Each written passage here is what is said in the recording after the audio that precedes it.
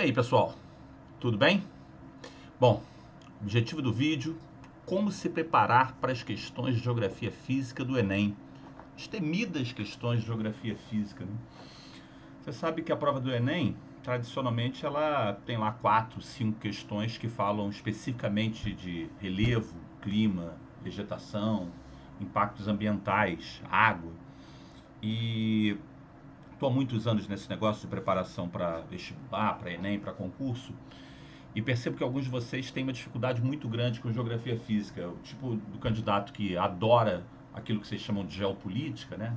Tudo que é geografia humana, econômica, a parte de geografia política, vocês colocam num sacão lá que chamam de geopolítica, e o restante entra como quadro natural, e alguns de vocês gostam muito dessa parte humana econômica e não gostam da geografia física. Eu não vou entrar no mérito, são 30 anos dando aula de geografia, não estou nem mais aí para se é legal, se não é, se é bacana, se não é. Eu só acho que vocês acabam tropeçando nas próprias pernas quando colocam toda a geografia física num saco, como se fosse tudo aquilo muito difícil, porque acham chato, árido, e aí isso se reflete no resultado de vocês, que nessas questões acaba sendo muito abaixo do que deveria.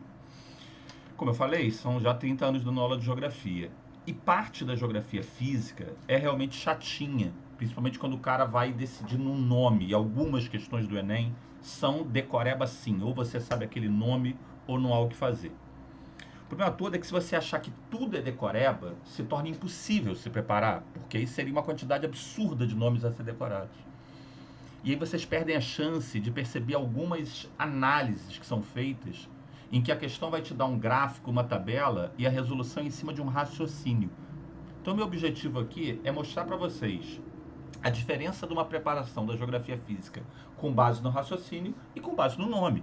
E dependendo do tempo que você tenha para a prova, vale a pena, sim, fazer um glossário na parte de relevo, um glossário na parte de clima, de vegetação. E se a pergunta for no decor, isso é para fazer 2 dias antes da prova, 3 dias antes da prova, que você vai decorar na quinta-feira, fazer a prova domingo e esquecer na segunda ou terça. Mas não dá para fazer um glossário de tudo. E aí é que você tem que separar o que é a parte do raciocínio do que não é. Por exemplo, vamos lá, qual é a nossa ideia aqui? Como se preparar para as questões de geografia física no Enem?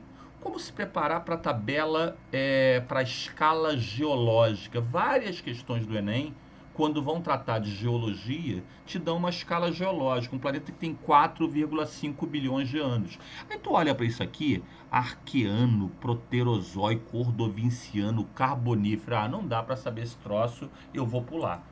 E na hora que você faz isso, você não só não se prepara para a questão que realmente, se vier, é muito difícil, e a maioria vai errar se o cara cobrar um detalhe de um período da era primária. E aí, se a maioria vai errar, ainda mais o Enem que tem TR, isso não é problemático. Mas você, na hora que pula isso, não consegue nem separar o que é pré-cambriano de paleozoico, aí já não é tão difícil assim, amigão. Você não consegue separar o paleozoico do mesozoico, que é a época dos dinossauros, do cenozoico, que é dos mamíferos. E aí é um erro grave, porque é uma questão fácil, basta saber esses 4 nomes que eu te falei e associar com características que são de raciocínio. Uma parte grande dos seus concorrentes vão acertar e você não. Então, para começar a brincar, quando você pega a escala geológica, não vai em todos os detalhes. Pensa que a maior parte da história do planeta, que tem 4,5 bilhões de anos, é o tal do pré-cambriano. É fácil de lembrar, né? Pode não lembrar do cambriano, mas é um pré alguma coisa. Pré é o que vem antes, amigão. Então, a maior parte da história do planeta, se você botar a história do planeta em 24 horas, o tal do pré-cambriano vem de 0 hora do início até as 9 da noite, para tu ter ideia. Ele dura dos 4,5 bilhões de anos, quase 4 bilhões, 3 bilhões e 900. A maior parte da história do planeta é o tal do pré-cambriano. Você vê, vem de 4 bilhões e meio aqui até 500 milhões de anos. Quase 4 bilhões. Então o que você tem aqui? Se fosse na biologia, não tem vida. Ou tem vidas muito simples, né? Os primeiros organismos. Quando a gente vai para a geografia física, para quadro natural, é quando se formam as primeiras rochas. Não é uma época que vai se formar as grandes montanhas, porque se você cara botar um pré-cambriano e associar com grande montanha, tá errado. Porque se o negócio é muito velho, e pré é muito velho, quer dizer que esse lugar já sofreu grande erosão. Então a primeira coisa a pensar é nisso, olha só. Para eu ter uma noção de planeta, eu tenho que saber que pré-cambriano é a parte mais antiga. É quando surgem os primeiros elementos de vida, mas também as primeiras rochas, quando se formam os oceanos. O tal do Paleozoico, gente, eu sei que pra gente é muito velho, 500 bilhões de anos, mas para o planeta que tem 4 bilhões e meio já não é tanto assim. O tal do Paleozoico, que é a idade ali que você tem os invertebrados, anfíbios, quando se forma carvão, é do Paleozoico, é uma época de vida antiga, mas já não é tão antiga assim. Paleo vem de antigo, tá? Mesozoico, meso é intermediário. Se você gosta de pizza, uma pizza meso-calabresa, meso-mussarela é meio a meio. O Mesozoico é o meio do caminho. Já é um pouco mais recente. É quando você tem formação de petróleo, é quando você tem, por exemplo, o período ali dos dinossauros. E a época mais recente é o Cenozoico, que aqui é que me preocupa, com uma questão que se vier será fácil e você pode errar. Cenozoico, pessoal, são os últimos 70 milhões de anos, tá? A época dos mamíferos. Sendo que o último 1 milhão de anos é a época do ser humano, o Holoceno. Você sabe, tem noção que o ser humano é muito recente na história do planeta. Muito cuidado a duas coisas. Se a questão se está pré-cambriano, lembra que pré lá é o antigo, ele vai falar de coisas muito antigas do planeta. Não vão ser as grandes montanhas que são recentes. Vão ser as primeiras rochas, formação de oceano e tal. Se ele falar de Cenozoico, é mais recente. E aí, numa questão de relevo, pode ser uma questão de grande montanha. Alpes, Cordilheira dos Andes, que eu vou mostrar daqui a pouquinho e tal, são os grandes dobramentos recentes. Mas algo me diz que tem uma chance grande de uma questão em cima de uma polêmica recente. E é interessante porque se cair essa questão que eu estou imaginando, essa escala geológica aqui não tem que ser compreendida na totalidade. Tem que só entender que o ser humano é muito recente. E apesar de muito recente, vários pesquisadores defendem a ideia de que temos que ter uma nova era geológica, que seria mais recente ainda. Já ouviram falar no tal do antropoceno?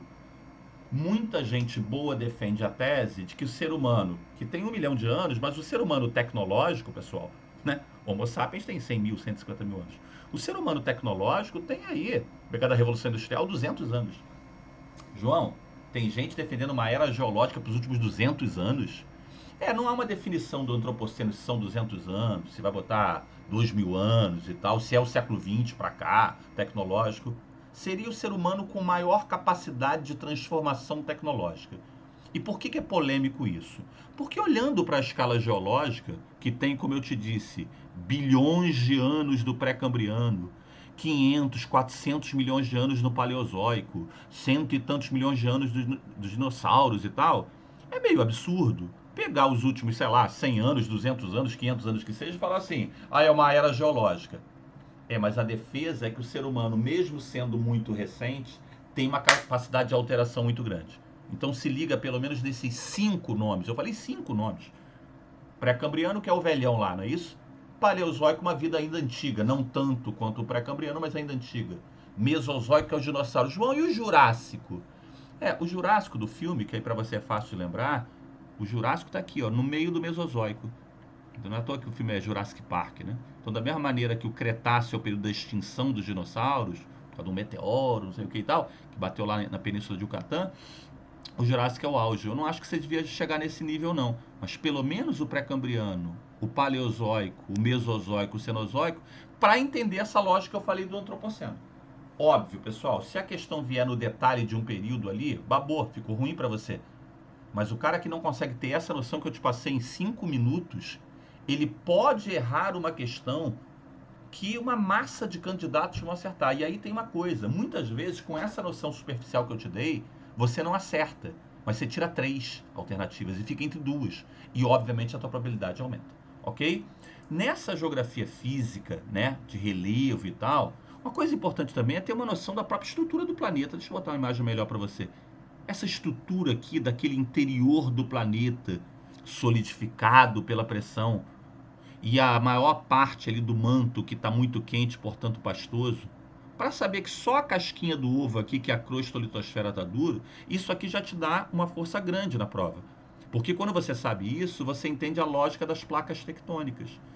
Quantas e quantas questões são decididas no nome placa tectônica e tectonismo? Quem é a placa tectônica? Pensa na Terra como ovo. e a parte sólida externa é apenas a casca do ovo. A placa tectônica é o assoalho, é o fundo dessa parte sólida. Agora, se ele é o fundo da parte sólida, a placa tectônica está boiando na parte não sólida, no manto ou magma. E se ela está boiando, ela não está parada. E aí esse mapa aqui é um mapa clássico de prova. Se o cara vier em nomes muito específicos, eu concordo que é difícil. Mas, cara, ter a noção de que se eu estou sobre a parte central de uma placa tectônica, eu estou estável. Brasil, por exemplo. Ah, mas o Brasil teve terremoto. Mas a questão é a magnitude do terremoto. Terremoto o Brasil tem. A questão é a escala. Quem está sobre áreas centrais da placa tectônica, como o Brasil está, como a parte leste dos Estados Unidos, como grande parte aqui da Europa, grande parte, cuidado que o sul da Europa já não é. Repara que o sul da Europa, onde está a Itália, onde está Portugal, Espanha e Grécia, já está no limite, olha a linha aqui. Essas falhas tectônicas, falha tectônica é a área de contato, né? Você pode reparar quantos vulcões estão aparecendo sobre as linhas pretas. A primeira coisa a brincar aí é ter a noção seguinte, placa tectônica são essas, digamos assim, esse assoalho da parte sólida. Ela está boiando sobre o magma. Se eu estou sobre a parte central da placa, eu estou de passageiro. Se eu estou no limite da placa, eu estou na área de choque, eu estou na área de terremoto, eu estou na área de vulcão. E aí é que eu te falo, isso é o raciocínio. Isso é o raciocínio básico. Em que você vê aqui, ó, placa, outra placa, tá vendo aqui tectonic plates aqui, ó? Isso é uma placa tectônica, isso aqui é uma outra. E aí lá do fundo do planeta vem o magma. Quando o magma sobe, ele obriga a placa a deslocar. E com isso você vai pensando em áreas mais estáveis e instáveis. Isso garante o teu acerto de questão? Não, não garante. Não garante. Aqui são as imagens. Porque a prova pode ir em nomes fáceis. Aqui tem 2 nomes fáceis aqui. Falha tectônica e área de contato da placa. E apareceu o nome divergente, convergente, tudo bem. Tem um difícil que é transformante. Um só, tem umzinho que é difícil. Gente, isso é língua portuguesa. Se o limite é convergente, é que a placa aproxima. E quando ela aproxima, uma pode bater na outra. E aí tem um terremoto. E aí uma pode sobrepor a outra e formar montanha. Ali pode ter vulcão, mas isso é um limite convergente. Se afasta, se há uma divergência na tua turma, é que há o quê? Uma separação, nesse caso de ideias. Então o limite divergente é onde separa. O mais difícil ali, o mais diferente, digamos assim, é o tal do limite transformante. Porque aí elas deslizam paralelamente em sentido oposto. Cara, isso aqui não é difícil também. O que pode ser difícil é ele botar esse mapão aí, e aí você começa a pensar assim, João, mas eu vou ter que decorar o nome dessas placas, tem um monte. Eu vou ter que decorar quem é divergente, quem é convergente, quem é transformante? Não sei, depende da questão. Depende da questão. O que eu acho é assim, primeiro, saber uma placa com o nome de sul-americana, africana, norte-americana e eurasiática é bem simples, né? Porque o nome é a própria localização geográfica. Das que não tem nome óbvio, eu decoraria o nome placa de Nazca. Isso aqui eu decoraria, eu botaria no meu glossário. Porque a placa de Nazca vem contra a sul-americana. Limite o quê, pessoal? Convergente. E por isso se formam os Andes. Se eu pegar a Cordilheira dos Andes, que por acaso no mapa da minha parede aqui tem ali uma coluna, né? E aí ficou até mais perto, tá vendo? Aqui tem uma coluna, meu mapão é grandão. Aqui está a Cordilheira dos Andes, sabe por quê? Porque vem a placa de Nazca contra a placa sul-americana e ali ela se sobrepõe. Então eu decoraria o nome placa de Nazca. As outras, gente, na boa. Se os caras vierem com uma questão falando da placa escocesa que não está na Escócia, da placa de Cocos, de Juan de Fuca, amigo, entrega. Entrega porque não tem como, não tem sentido o cara cobrar um troço desse. Já a placa de Nazca e a placa sul-americana é interessante. No meu glossário eu iria mais. Porque quando essas duas placas se aproximam, uma vai para baixo, ela é mais pesada, que é a de Nazca, e a outra se sobrepõe. Ali cria-se uma zona que a gente chama de subducção. Quando essa placa afunda e a outra vem por cima, é uma área de subducção. Aí você está entendendo como é que eu estou construindo meu castelo com informações que vão variando? Uma coisa é saber o que é a placa tectônica, qual é a área estável e a área instável. Talvez saber o nome da placa de Nazca. A outra, já mais sofisticada, é saber subducção. O meu medo, em relação a alguns de vocês, é quando vocês botam tudo no mesmo saco. E aí, obviamente, você se arrisca a errar uma questão muito acertada. Ok? Ainda nos nomes, tá? Aqui no meio do Oceano Atlântico, nessa área aqui, ó, tá vendo que tem uma cor para a placa africana? sei lá que cor é essa, e uma cor meio lilás aqui para sul-americana. Aqui, pessoal, tem um limite divergente.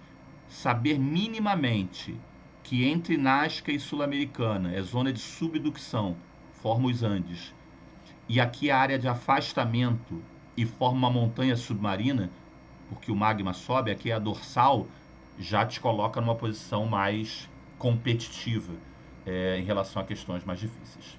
Ok? Para a gente dar uma arrumada nessa questão do relevo, o relevo em si é a parte da casca do ovo, é a parte externa. Então aqui tem uma imagem da Chapada Diamantina, tem uma área litorânea, e aqui eu tenho formas diferentes. Eu vou te mostrando fotos aqui, ó, eu volto já já nisso. Então eu tenho aqui uma área do Mar de Morros aqui no sudeste brasileiro. Eu tenho aqui, maravilhoso, isso aqui bem embaixo do lado direito, isso aqui é o Itaembezinho, cânion fantástico ali entre Rio Grande do Sul e Santa Catarina, perto ali de Cambará do Sul. Aqui, talvez você reconheça aqui o morro lá que dá aquela imagem do Toblerone, isso aqui é o Matterhorn. Isso aqui é na Suíça, isso aqui é uma cidade chamada Zermatt, do outro lado já é a Itália. E aqui tem uma planície. Você tem que saber esses nomes todos? Não, primeiro você tem que entender o seguinte, o que é relevo? Relevo é a parte externa do planeta. A parte externa do planeta ela tem áreas mais altas e mais baixas, mais planas e mais acidentadas. Por que você tem áreas altas e baixas, planas e acidentadas? E aí entram as questões de prova.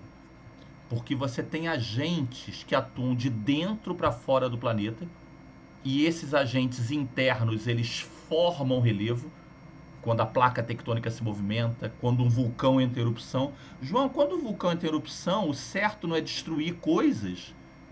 Pode destruir coisas humanas, pode matar gente, soterrar casas, mas forma rocha, você traz o magma até aqui fora. Da mesma maneira, quando as placas se deslocam, elas podem formar relevo. Aí entra os nomes, tá vendo? A parte que eu fiz até agora é de raciocínio.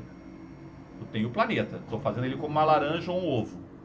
A parte externa é o relevo.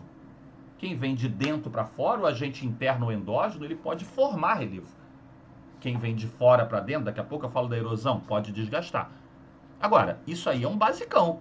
Depois que você tiver esse basicão, você dá um passo à frente, se puder, se tiver tempo. E decore que pirogênese é quando há uma pressão vertical embaixo da placa. Orogênese é quando é horizontal. Uma aluna minha, de uma escola aqui no Rio de Janeiro, me mostrou uma questão da FUVEST do ano passado, que o gabarito era anticlinal. Gente, aí assim, não tem raciocínio. Aliás, ela é muito inteligente.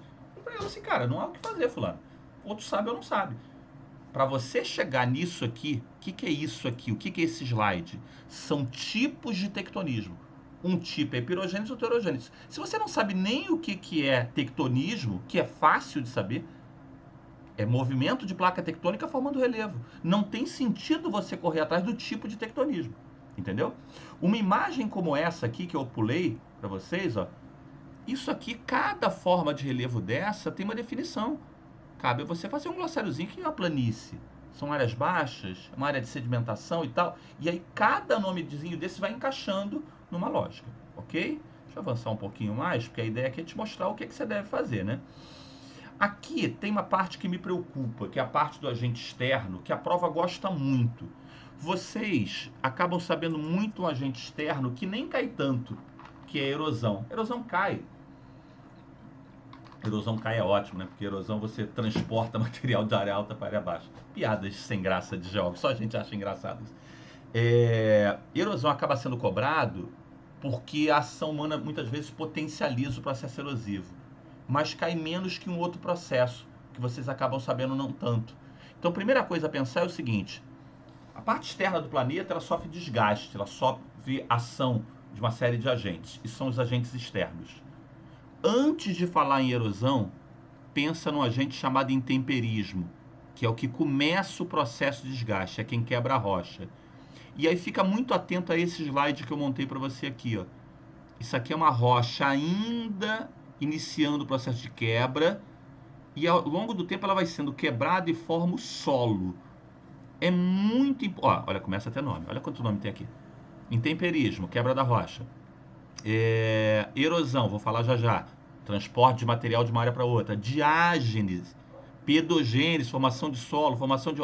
Cada coisa dessa é um nome. Para você entender tudo isso, você primeiro tem que entender o básico. Sabe um basicão que a prova adora?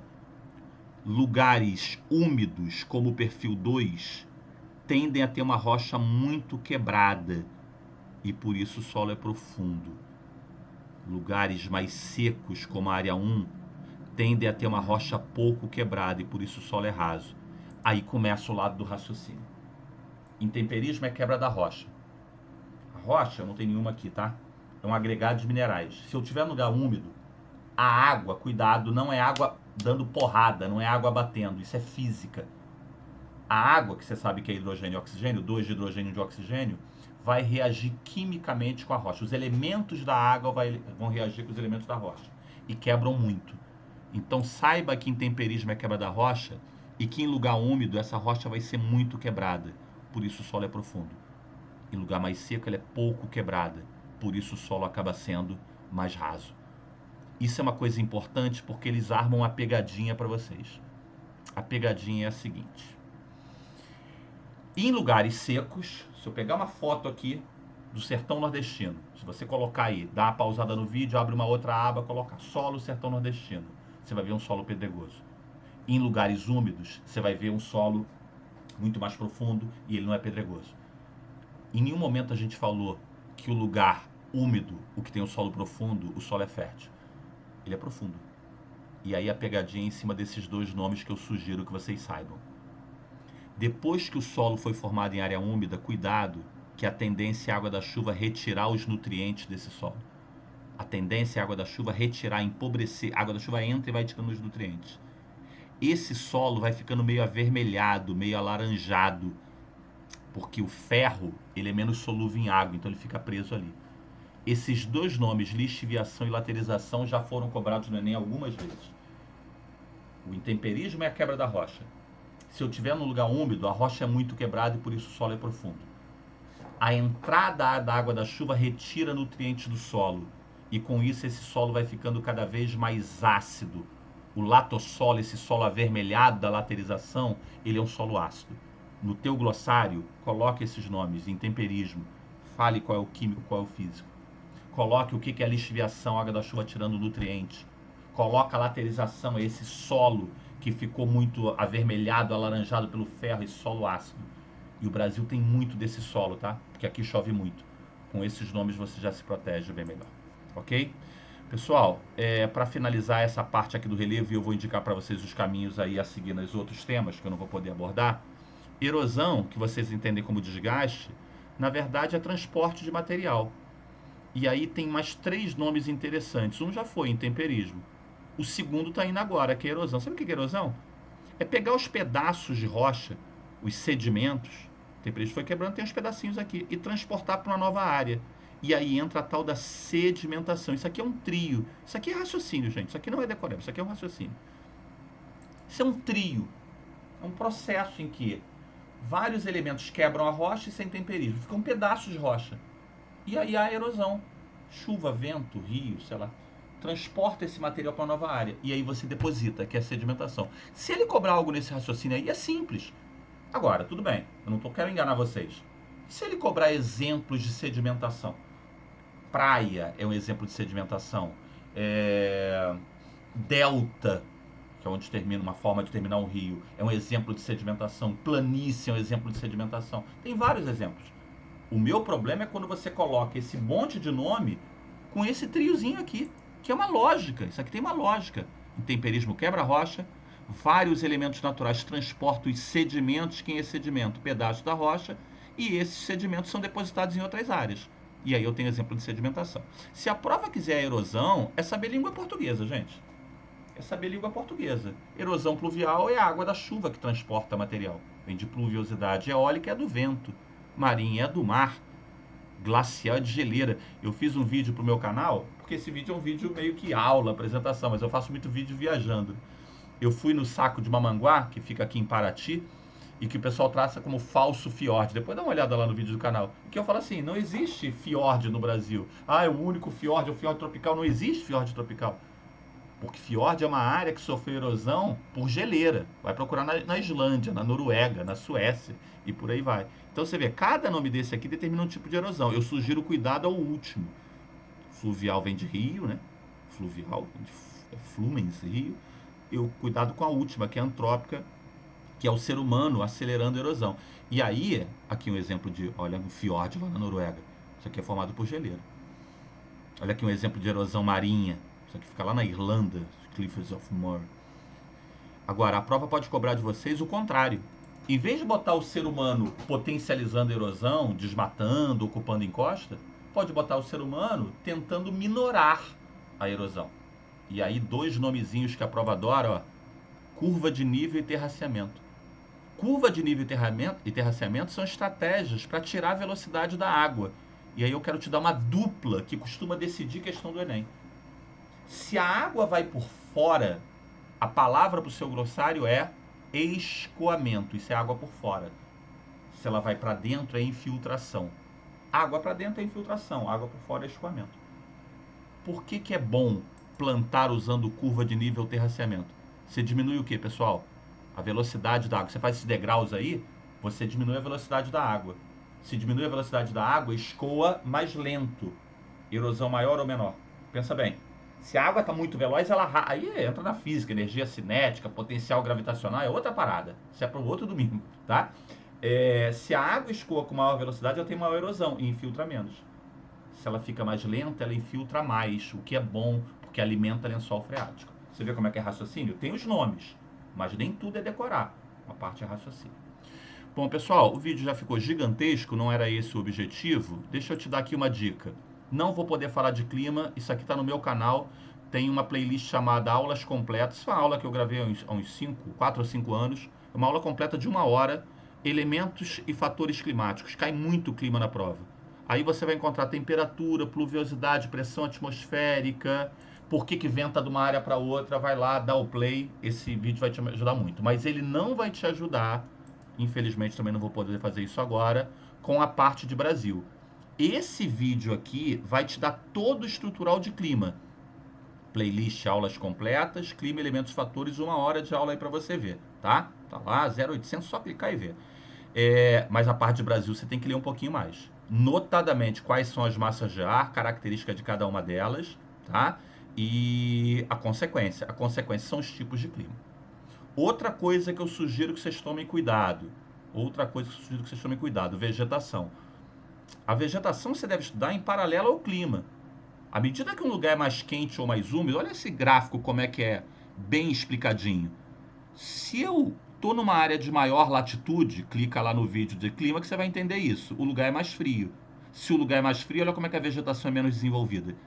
Repara que mais para baixo tem maior temperatura, a vegetação é mais... João, mas peraí, o lado direito está meio seco. Ah, é porque não é só a temperatura, é também a umidade. Essa é a brincadeira do gráfico. Quanto mais para cima, mais frio, mais baixo, mais quente. Para a esquerda é mais úmido, para a direita é mais seco. E aí você entende que lugares quentes e úmidos, tipo Amazônia, tipo litoral brasileiro, tipo América Central, florestas densas. Se o lugar é mais seco, já é um outro tipo de vegetação. Isso aqui resolve, esse tipo de gráfico resolve é de raciocínio. Isso aqui é um raciocínio fácil. Lugares mais quentes e úmidos, vegetações mais desenvolvidas. Lugares mais frios e secos, vegetação menos desenvolvida. Acaba aí vegetação? Não tenho tempo para fazer, mas se você quiser, procure, que você vai encontrar na rede, um glossário de vegetação. Se a folha é maior, tem um nome, é latifoliada. Se ela é menor, tem outro nome, é típico de vegetação xerófila. Se ela cai numa época do ano, no outono, tem outro nome, um monte de nome. Entenda, se você não souber o que é caducifólia, latifoliada, perennifólia, se você não souber isso, alófita, você vai errar as questões difíceis se cair. Se você não souber esse raciocínio aqui, você vai perder para o teu concorrente, porque isso aqui é fácil. Isso aqui é raciocínio em cima de variação de temperatura e umidade, tá? E a última dica, na verdade um último presente para vocês, também lá no canal, na playlist Aulas Completas, 1 hora, não é só, acho que tem 50 minutos, de impactos ambientais. Sabe aquela lista que o professor falou que cai sempre? Efeito estufa, chuva ácida, inversão térmica, ilha de calor e por aí vai. É só dar play, também tem tudo isso. Repara que você tem que buscar, para se preparar um pouco mais, um glossário para vegetação. Você tem que fazer uma revisão de climatologia de Brasil e, se arrumar tempo, 1 hora para você de aula de climatologia mundial e 1 hora de impacto ambiental. Acho que com isso você aumenta bastante a chance de acerto na prova do Enem nas questões de geografia física. É isso. Boa sorte. Um abraço.